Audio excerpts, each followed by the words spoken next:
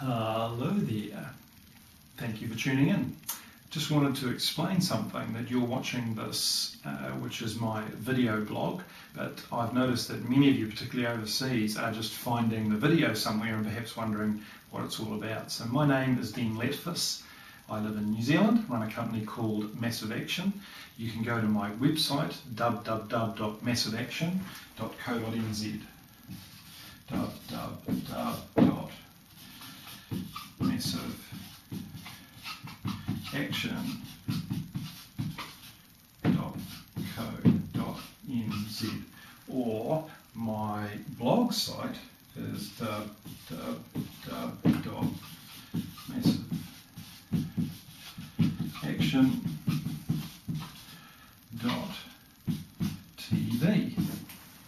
And if you're watching this on YouTube, I can only hook videos up for 10 minutes, so when you watch the actual blog coming up in a second, it may cut off early. If it does, please go to www.massiveaction.tv and you can get the rest of it there.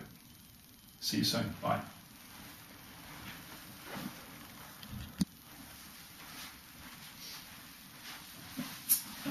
Good evening. How's it going?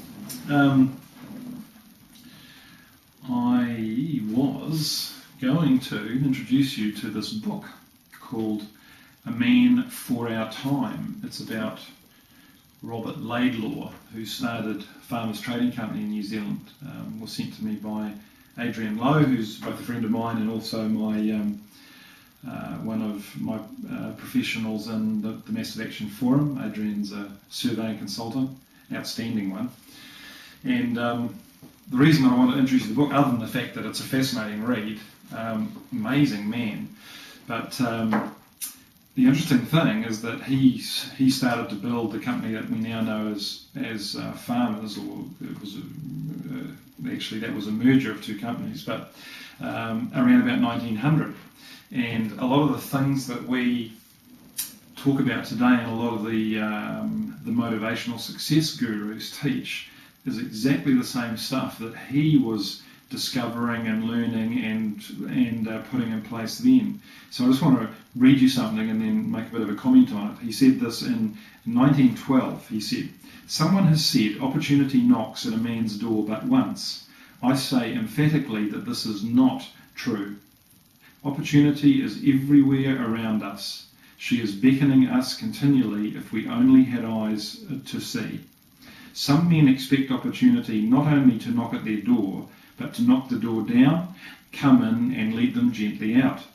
No, opportunity is not a nurse. No bar or padlock stands between you and the opportunity you seek.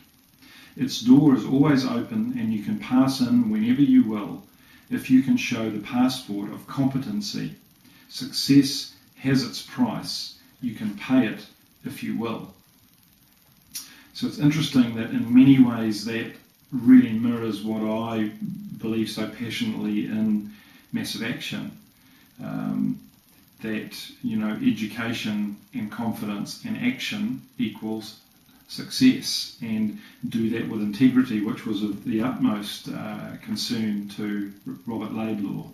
And your success is guaranteed. So in 1912, 95 years ago, the same things that people are saying now are necessary for success were understood by the people who were succeeding. When you read this book, it's incredible what he did. The way that he built his company through the First World War especially was just incredible. Everybody told him he'd fail, and all the things you get told when you're in property, and he succeeded.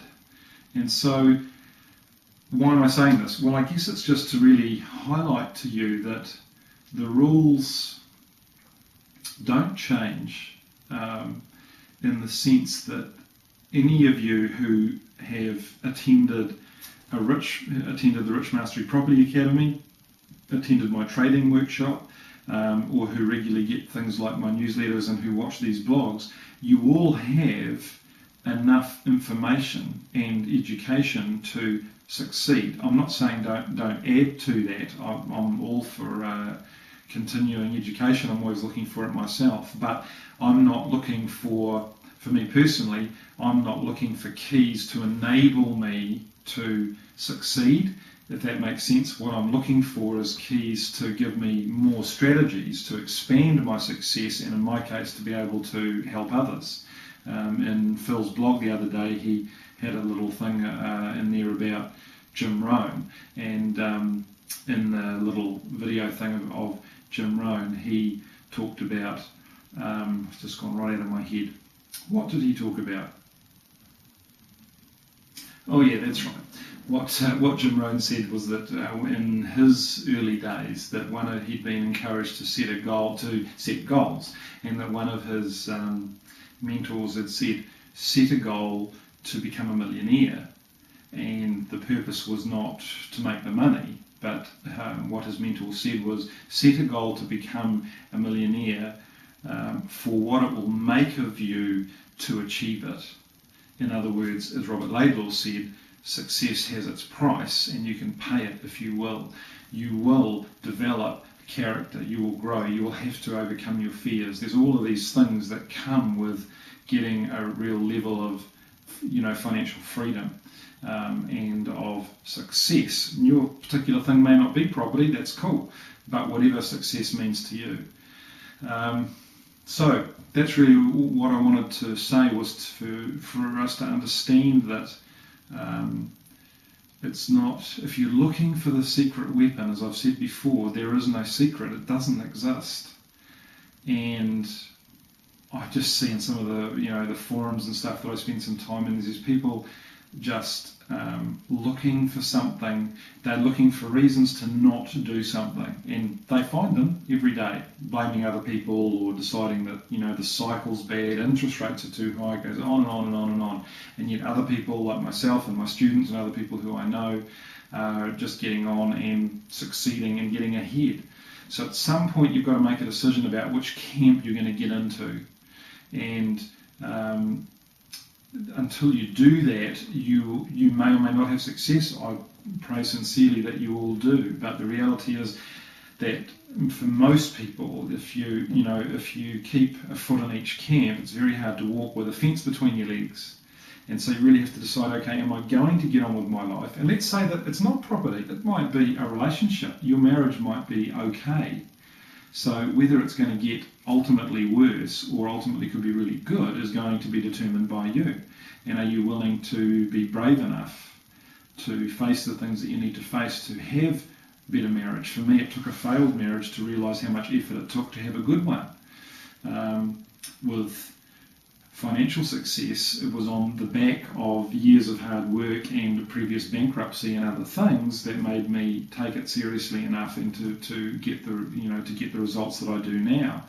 And nothing gets in my way. I find particularly recently, as I'm a bit more known, I seem to have more enemies, and I'm not doing anything differently, but people don't like anybody who gets their head above average in this country, unfortunately. So good luck to those people, and I just choose to ignore those things because I'm trying to get on with my life and get on with what God wants me to do here and in Fiji, and etc., etc.